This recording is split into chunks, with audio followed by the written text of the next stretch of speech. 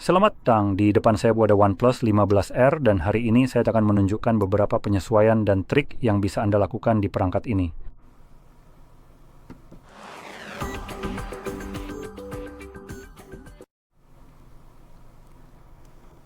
Jadi mari kita mulai dengan masuk ke pengaturan dan memulai dengan sesuatu seperti layar utama, layar kunci, dan gaya. Di sini kita punya beberapa opsi yang sudah disiapkan untuk memilih tampilan dan nuansa perangkat. Jadi saya akan memilih salah satu yang secara pribadi sangat saya sukai. Ini tersedia untuk Anda di setiap OnePlus dan inilah pilihannya. Jadi Anda bisa mengetuk terapkan untuk langsung mengaturnya, atau Anda juga bisa mengetuk gambar itu sendiri dan ini akan memungkinkan Anda untuk mengeditnya. Seperti yang bisa Anda lihat, ada sedikit animasi di belakangnya dan Anda juga bisa melihat efek keren di mana gunungnya memotong bagian waktu sekarang. Sekarang jika Anda mulai memperbesarnya, Anda bisa lihat, Anda bisa memperbesar efek itu sekarang.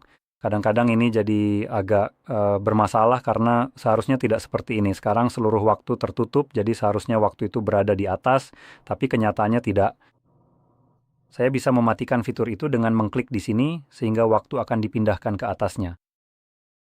Atau Anda juga bisa mencoba menyesuaikan ukuran gunungnya atau apapun yang Anda punya, agar bisa menyesuaikan hal ini.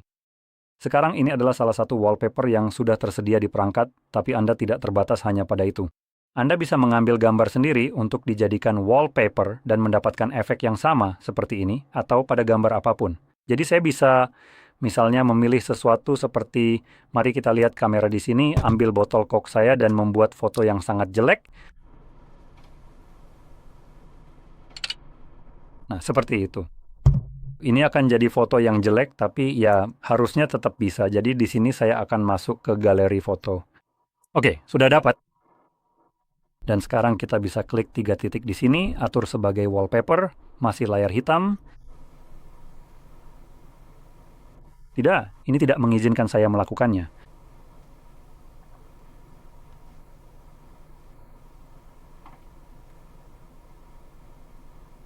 Baiklah, sepertinya saya harus menginstal sesuatu di sini untuk menambahkannya. Tapi karena saya tidak punya koneksi internet sekarang, jadi tidak bisa. Tapi biasanya seharusnya kamu bisa melakukannya seperti yang terlihat di sini. Jadi dari sini kamu jelas bisa memilih terapkan. Sekarang, saat kamu melakukannya, akan muncul pertanyaan apakah kamu juga ingin menerapkan perubahan ini ke Always on Display. Itu sepenuhnya terserah kamu. Always on Display di sini memang tidak terlalu bagus. Dan saya akan tunjukkan sebentar lagi. Jadi saat kita scroll ke bawah sekarang, kita punya opsi untuk mengedit Always on Display. Jadi di sini kamu bisa lihat ada tombol untuk menyalakannya, serta beberapa opsi di sini. Jadi kamu bisa memilih bagaimana Always on Display akan ditampilkan. Sekarang memang hampir tidak terlihat, tapi di sini sebenarnya ada wallpaper yang sama dengan yang kita pakai sekarang di layar kunci kita. Dan untuk layar utama, yang ini sekarang hanya latar belakang hitam sepenuhnya. Untuk konsumsi daya, latar belakang hitam akan lebih baik untukmu, karena baterai kamu akan bertahan sedikit lebih lama. Karena ada lebih sedikit konten yang perlu diterangi di layar, jadi konsumsi dayanya juga lebih sedikit. Jadi aku akan tetap menggunakan yang ini sekarang. Di pengaturan tampilan, kita punya opsi untuk, maaf, aku salah. Sebenarnya kita punya beberapa opsi untuk Always on Display, bisa selalu aktif, jadi ada jadwal sepanjang hari dan mode hemat daya sekarang. Mode hemat daya,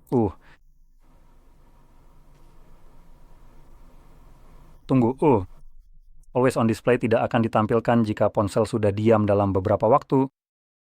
Jadi yang dimaksud dengan mode hemat daya di sini adalah mode ini berusaha menghemat daya dengan tidak menyalakan Always on Display sepanjang waktu. Jadi yang ini menurutku adalah opsi 10 detik, mungkin akan lebih baik jika dinamai seperti itu. Jadi setelah 10 detik Always on Display akan mati dan kamu bisa mengetuk layar untuk menampilkan Always on Display kembali. Sekarang tentu saja kamu punya opsi lain seperti Always on yang akan membuatnya tetap menyala terus-menerus. Untuk daya tahan baterai, ini bukan pilihan terbaik. Jadi jika kamu ingin Always on Display tetap terlihat sebagian besar waktu, aku sangat menyarankan memilih jadwal dan mengaturnya agar aktif hanya pada waktu yang kamu inginkan. Misalnya, mungkin saat kamu sedang di kantor, itulah tujuanmu. Dan di bawah sini ada beberapa kustomisasi lain yang bisa kamu cek sekarang. Selain itu, jika kita pergi ke home screen, layar terang, dan gaya, kamu punya opsi lain untuk mengubah hal-hal seperti gaya ikonmu. Dan di sini sudah ada banyak pilihan yang sudah termasuk di perangkat, dan kamu bisa mengunduh lebih banyak lagi, dan seharusnya menurutku akan muncul di sini. Dan untuk beberapa opsi ini, tergantung mana yang kamu pilih, opsi-opsi di sini akan berubah. Sebagai contoh, di sini aku tahu untuk yang klasik, kita punya icon Art Plus. Jika kita mengubahnya, itu akan hilang dan berubah menjadi warna statis yang bisa kamu pilih. Sekarang kita juga punya font, warna aksen. Jadi warna aksen adalah yang ini di sini. Dan juga seperti tombol-tombol di sini. Dan aku tidak tahu apakah ini memengaruhi notifikasi. Jadi kamu bisa mengubahnya di sini. Kamu bisa mengaturnya agar warna aksen diterapkan berdasarkan wallpaper, atau cukup pilih warna statis, manapun yang kamu suka. Dan juga di sini kita punya cut. Beberapa opsi lain seperti animasi sidik jari, edge lighting, dan blur text. Sekarang aku ingin menyoroti satu hal, animasi sidik jari untuk orang-orang yang mungkin suka iseng. Bagi yang ingin menghilangkan kilatan terang yang muncul saat memindai sidik jari, dan kadang-kadang kalau kamu meleset, kamu malah kena flashbang. Pada malam hari, bahkan jika kamu memilih none, kamu tetap akan mendapatkan kilatan itu. Alasannya adalah kilatan ini menerangi sidik jarimu agar ponsel benar-benar bisa mendeteksinya. Kalau tidak, itu seperti kamu mencoba melihat sidik jarimu dalam keadaan lampu mati, kamu tidak bisa melihat apa-apa, begitu juga dengan ponselnya. Jadi ini sebenarnya dilakukan untuk meneranginya agar ponsel bisa melihatnya, dan meskipun tidak ada animasi, tetap harus dilakukan. Sekarang, kalau kamu juga bertanya-tanya kenapa perangkat Samsung tidak melakukan ini, saat saya membuka kunci ponsel saya tinggal lakukan saja. Ini ada sidik jarinya, jadi bisa dilihat. Tidak ada cahaya yang menyala, hanya memberitahu saya kalau saya gagal membuka kuncinya. Alasannya adalah Samsung menggunakan teknologi ultrasonik, jadi mereka memakai suara, bukan cahaya dan kamera. Baiklah, mari kita keluar dari sini dan lanjut ke tampilan dan kecerahan. Di sini pertama-tama kita punya mode terang dan mode gelap. Kamu bisa memilih salah satu yang kamu suka. Tapi menewaskan jika kamu ingin mendapatkan yang terbaik dari kedua dunia, jadi mode terang dan gelap hampir bersamaan, kamu bisa mengaturnya sebagai jadwal. Ini akan memaksa perangkat untuk beralih dari matahari terbenam ke matahari terbit, dari mode terang ke mode gelap, atau pada pengatur waktu khusus yang bisa kamu pilih sendiri. Tentu saja kamu sendiri yang memilih. Dengan cara ini, di siang hari kamu bisa menggunakan mode terang, dan di malam hari kamu bisa mencegah dirimu dari silau layar ponselmu sendiri, yang tentunya sangat menyenangkan. Selain itu, di bawahnya ada pengaturan mode gelap. Ada 3 pilihan berbeda, jadi pertama-tama saya akan mengaktifkan mode gelap dulu. Itulah yang saya butuhkan untuk ini. Dan masing-masing akan memiliki tingkat konsumsi daya yang berbeda-beda. Mari kita sebut saja seperti itu. Dan juga lihatlah, pada dasarnya yang akan berubah adalah seberapa gelap warna hitamnya. Dan juga semacam garis tepi yang ada di sekitar setiap segmen ini. Jadi jika kamu melihat segmen ini di sini, sekarang hampir tidak terlihat, tapi ada area yang lebih abu-abu, warnanya tidak benar-benar hitam, seperti yang ada di bawah sini. Warnanya sedikit lebih pekat, dan saya bisa menunjukkannya dengan cara ini. Sekarang kamu bisa melihatnya dengan jelas. Izinkan saya membersihkan ponsel ini dulu. Anda dapat melihatnya dengan jelas. Ada bagian di sini yang hampir berwarna abu-abu, sementara yang ini berwarna hitam, dan di sini, dan ada bagian lain di sini. Nah, tergantung pilihan Anda, jika saya memilih medium, area abu-abu di sini akan menjadi lebih abu-abu lagi, lebih terlihat. Dan sebenarnya area hitam di sekitar sini sekarang sedikit lebih terang. Nah, dengan pengaturan kecerahan yang lebih rendah, ini hampir tidak terlihat. Dengan pengaturan pencahayaan yang saya gunakan pada kamera saat ini, saya dapat melihat dengan cukup jelas di kamera bahwa ini adalah video yang sama dengan yang Anda lihat sekarang. Namun secara langsung, hal itu agak kurang terlihat. Namun yang terlihat jelas adalah peralihan dari tingkat sedang ke lembut. Yang ini jelas lebih terlihat dibandingkan dengan mode sedang dalam hal seberapa abu-abu latar belakang di sini. Jadi mode sedang lebih seperti hitam yang diterangi cahaya. Mode Enhanced memberikan tampilan hitam penuh dan Anda bisa memilih mana saja yang Anda suka. Tapi perlu diketahui juga bahwa opsi-opsi ini akan memberikan konsumsi baterai yang berbeda. Sebagai contoh, Enhanced akan memberikan masa pakai baterai terbaik karena area seperti ini benar-benar hitam. Piksel-piksel pada layar di area ini tidak menyala saat ini, jadi perangkat menghemat daya dengan tidak perlu menyalakan layar sama sekali di area ini. Dan jelas, semakin sedikit daya yang digunakan untuk layar, semakin sedikit daya yang dibutuhkan untuk menggunakan perangkat sehingga masa pakai baterai menjadi lebih baik. Dan tergantung seberapa jauh Anda mengaturnya, tingkat kecerahan yang lebih tinggi dan tingkat kegelapan yang lebih rendah jelas berarti konsumsi baterai yang lebih tinggi. Jadi sesuaikan ekspektasi Anda. Opsi-opsi ini di sini jelas hanya akan berpengaruh saat Anda menggunakan mode gelap. Jadi sebagai contoh, jika saya kembali ke layar utama, ini terang, hampir semua piksel di sini menyala. Jadi jelas hal seperti ini agak mengurangi fungsi tersebut. Fungsionalitasnya tapi tingkat kecerahan layar juga memengaruhi daya tahan baterai itu sendiri. Jadi Anda bisa menurunkan kecerahan dari maksimal ke lebih rendah, dan Anda juga akan mendapatkan masa pakai baterai yang lebih lama. Baiklah, mari kita kembali ke sini dan lanjutkan ke skema warna, dan ini memungkinkan kita memilih tingkat saturasi pada layar kita. Sekarang secara default kita punya mode natural dan ada juga vivid, di mana vivid ini terutama meningkatkan saturasi. Dari yang saya lihat, warna merah dibuat lebih menonjol untuk memberikan gambar tampilan yang lebih hidup dan lebih pop sekarang. Di bawah itu, kita juga punya pengaturan suhu warna yang mengacu pada keseluruhan rona pada layar secara default. Ini berusaha meniru warna putih sedekat mungkin, tapi misalnya mode warm akan lebih condong ke warna oranye atau kuning yang agak oranye. Jadi yang ini akan seperti itu. Warnanya cenderung lebih hangat, sementara yang disebut biru. Sekarang, ini mungkin nggak terlalu terlihat di video, tapi jika saya atur secara manual, kamu bisa jelas melihat ponsel ini sekarang sedang berganti-ganti warna. Melalui semua warna di sini, saat saya menggesernya, saya akan tetap mengaturnya ke default. Sekarang di sini, kamu tinggal pilih saja mana yang paling kamu suka secara pribadi. Saya sendiri sebenarnya lebih suka mode natural atau pro, karena warnanya sedikit lebih kalem.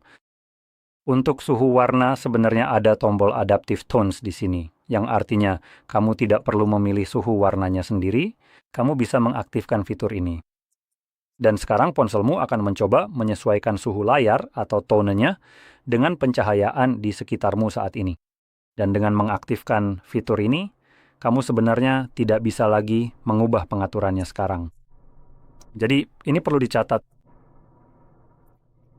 Sekarang lanjut ke bawah, di sini juga ada pengaturan resolusi layar dan refresh rate. Resolusi diatur ke otomatis, dan itu cukup bagus. Tapi, sejujurnya, saya hampir tidak pernah bisa membedakan resolusinya, apalagi kalau hanya beda sekitar 200 piksel dari sisi ke sisi di sini. Jadi saya mungkin akan tetap memilih yang tinggi saja. Ini akan membuat daya tahan baterai lebih baik karena prosesor hanya perlu merender gambar dengan resolusi lebih rendah, dan saya benar-benar tidak bisa membedakan perbedaannya. Jadi itu yang akan saya pilih. Tapi pada akhirnya, semua terserah kamu. Kamu sudah membayar untuk layar penuh. Jadi sebaiknya kamu juga menggunakan layar penuh atau resolusi maksimal seperti sekarang. Di bawah itu sekarang ada pengaturan refresh rate. Yang satu ini memang saya bisa melihat perbedaannya dan saat ini diatur ke auto select yang menurut saya adalah pilihan terbaik. Sekarang, mungkin juga untuk memperjelas. Kedua opsi ini, atau bahkan ketiga-tiganya, memang punya kegunaan masing-masing. Tapi pada dasarnya, kamu mungkin hanya perlu mempertimbangkan dua di antaranya saja, yaitu auto select dan standard saja.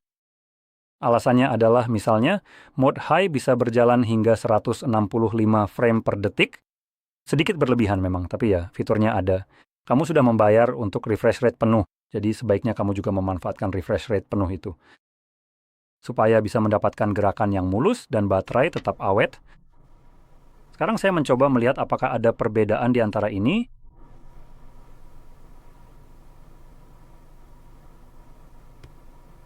Saya rasa mungkin memang ada sebenarnya, tapi saya sendiri tidak benar-benar bisa membedakannya. Sejujurnya, mencoba membedakan apakah ini berjalan di 120 atau 165 itu sangat sulit, dan saya benar-benar tidak bisa tahu resolusi mana yang sedang digunakan di antara keduanya. Idenya adalah mungkin ini berjalan hingga 120, bukan 160 seperti yang satu lagi. Tapi pada akhirnya, kedua opsi ini hampir sama persis. Bahkan jika mereka berjalan di 120 atau 165, perbedaannya sangat kecil dalam hal yang bisa dirasakan. Saya tidak bisa membedakannya. Ini mungkin terdengar agak sombong, tapi kalau saya saja tidak bisa membedakan, kemungkinan besar kebanyakan orang juga tidak akan bisa membedakannya. Saya sendiri sudah terbiasa misalnya bermain game di monitor dengan refresh rate tinggi. Jadi saya memang bisa melihat perbedaan yang jelas antara 120 dan 60, itu seperti perbedaan siang dan malam. Dan saya cukup mahir dalam mengenali kecepatan penyegaran, angka-angka yang relatif akurat, dan saya benar-benar tidak bisa membedakan apakah ada perbedaan di antara ini. Jadi, jika memiliki angka tersebut, maka ini terkunci pada 120, jadi saya tidak bisa mengatakan bahwa sebenarnya ada lebih banyak frame rate ini secara kasat mata bagi saya. Mungkin saja mereka semua berlari dengan kecepatan 165, itulah alasannya. Tapi bagaimanapun juga, kedua pilihan ini benar-benar sama dalam kasus ini, dan sebenarnya tidak masalah mana yang kamu pilih. Yang penting adalah konsumsi dayanya. Jadi jika kamu tidak bisa melihat perbedaannya jika kamu dengan mempertimbangkan salah satu dari kedua opsi itu, dan kamu bisa melihat perbedaan antara mode standar dibandingkan dengan kedua ini, sekarang, bagi saya mode standar itu sangat buruk. Jadi jika kamu tidak bisa membedakan antara mode standar dan salah satu dari keduanya, maka saya sarankan tetap menggunakan mode standar. Ini akan memberikan masa pakai baterai yang lebih baik sekarang, baik dengan auto select maupun high. Kamu akan mendapatkan gerakan yang halus saat menggulir ke atas dan ke bawah. Semuanya terlihat sangat mulus, super lancar, dan jelas dalam pergerakannya. Dan perangkatmu akan terlihat jauh lebih bagus saat hanya menggulir menu seperti di sini. Semuanya terasa sangat mulus di seluruh bagian, dan ini satu-satunya kelebihan dari fitur ini. Jadi jika kamu tidak bisa melihat perbedaannya di antara opsi-opsi ini, tetaplah gunakan 60 untuk masa pakai baterai yang lebih baik tanpa ada kerugian yang terasa bagimu. Sekarang, mari kita lanjutkan. Jangan sampai salah klik pada opsi. Sekarang mari kita pindah ke notifikasi dan pengaturan cepat. Di sini kita punya status bar di bagian paling atas. Sekarang tampilannya sedikit dikurangi, yang secara pribadi kurang saya sukai. Jadi sekarang sedikit kurang mendukung untuk kustomisasi, tapi masih memungkinkan kamu untuk menghilangkan beberapa opsi. Sekarang, yang cukup konyol, salah satu opsi yang sangat saya benci karena disembunyikan dari pengguna adalah NFC. Fitur ini diaktifkan secara default di setiap perangkat. Dan ini adalah salah satu fungsi yang misalnya kamu gunakan untuk pembayaran tanpa kontak. Akan sangat menyenangkan jika tahu bahwa fitur ini aktif. Jadi siapapun yang menggesekkan sesuatu di atas ponselmu saat kamu, entahlah, sedang menggunakannya, pada dasarnya bisa memicu pembayaran jika fitur itu sudah diatur. Tapi sampah ini disembunyikan dari kamu. Jadi saya benar-benar membenci hal yang satu ini. Dari semua opsi yang bisa mereka sembunyikan, mereka justru menyembunyikan yang paling penting. Apa kamu suka ditipu? Omong-omong, salah satu opsi yang secara pribadi saya suka matikan adalah Bluetooth, karena selalu aktif di perangkat lain juga. Mungkin dengan semacam pengaturan tambahan, kamu bisa menonaktifkan lebih banyak lagi sehingga kamu bisa menghilangkan hal-hal seperti misalnya sinyal penerimaanmu. Seberapa banyak kamu tahu bagaimana, apa saja, koneksi ke menara seluler, berapa banyak bar yang kamu punya, Wi-Fi, dan sebagainya. Di sini sayangnya, seperti yang saya bilang, fiturnya sudah dikurangi seperti sebelumnya. Dulu ada opsi seperti menonaktifkan, berapa banyak bar sinyal yang kamu punya, plus Wi-Fi. Jadi dulu tampilannya bersih dan rapi, tapi sekarang sepertinya sudah tidak lagi, di bagian atas. Kita juga punya opsi untuk baterai, jadi kita bisa mengubah gaya baterai menjadi horizontal, dan seharusnya kita bisa melihat persentase baterai di dalam ikon baterai. Dengan model horizontal, yang mana cukup bagus, memberikan tampilan yang bersih dan rapi, dan ini adalah yang saya pribadi sukai, tapi kamu bisa memilih gaya manapun yang kamu mau, karena memang ada beberapa pilihan gaya. Namun, perlu diingat bahwa persentase di dalam ikon baterai hanya tersedia jika kamu memilih model horizontal, sedangkan model vertikal tidak memiliki opsi itu. Dan ikon notifikasi memungkinkan kamu untuk menghilangkan notifikasi sepenuhnya atau merangkumnya menjadi satu angka saja. Angka itu akan memberitahumu berapa total notifikasi yang kamu punya.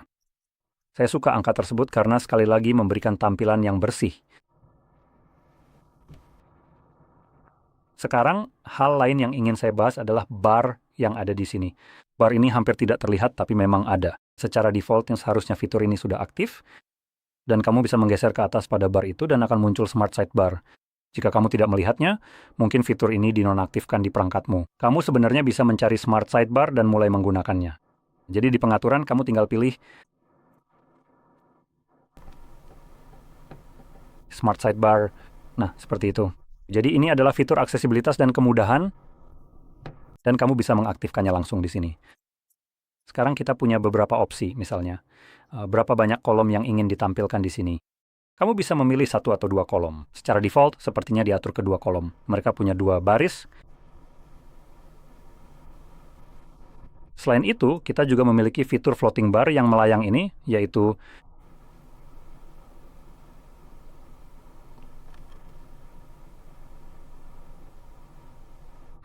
saya agak bingung. Apa yang berubah ya?